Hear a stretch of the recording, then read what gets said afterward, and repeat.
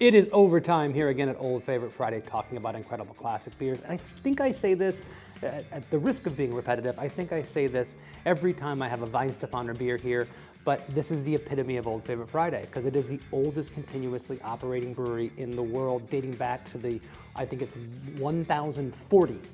1040 is when this brewery was actually founded. This beer is actually a little bit, it's still ridiculously old in the craft beer standards of today, but this beer dates back to the 1950s. This is the Weihenstephaner Kristall Weissbier. Now, a lot of people are familiar with Hefeweizen. It's one of the more popular German styles here in the States. And what most people know about a Hefeweizen, you see someone like rolling a bottle of Tucher on the table trying to get all that yeast into suspension.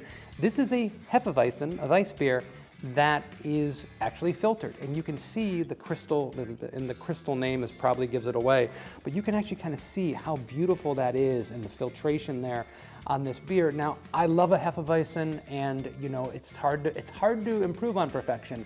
But I will tell you this, there are some times where that kind of soft, pillowy mouthfeel of Hefeweizen is not what I'm looking for.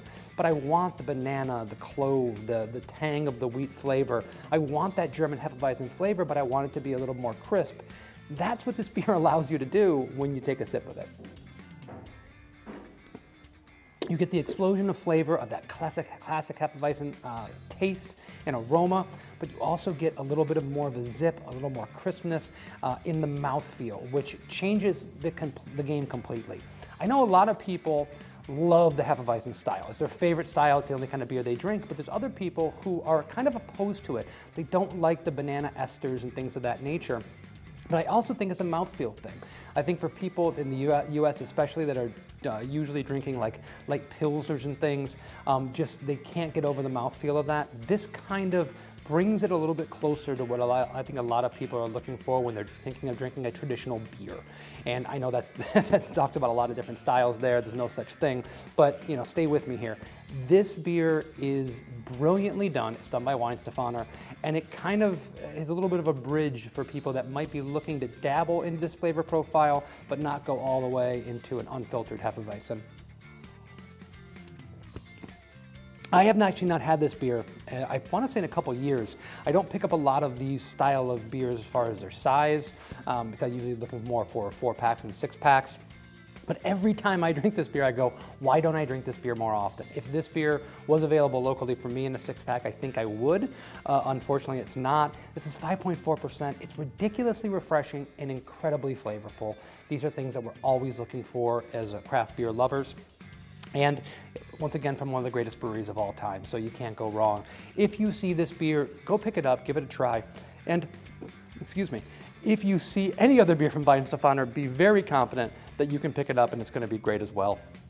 When I was on their website, they recommended a kind of a flaky fish as far as a food pairing for this. I think that's a great idea. Citrus, maybe even some fennel, I think would go really well with this. Layered into the flavors there, I think would be just kind of brilliant together. But you can go really simple with this and just do something like simple fish tacos. Cilantro, lime, and this beer would go so well. You got a little bit of acidity from the lime, and that will kind of help to bring out the acidity, the natural acidity from the wheat malt that's used inside this. You have that flaky fish. This is a delicate beer that can pair really, really well with that, and then add some of those fruity flavors that go so well with a dish like that. So I highly recommend you giving this beer a try. Give the beer a try with the food pairing. Let me know how I did. I think that's a really, really solid one. And also, please poke around the channel, see other videos about incredible beers just like this one. Please comment. Let me know. Have you had this beer in a while? Have you ever had this beer? Are you now going to look out for it? And then we'll see you next week. Cheers.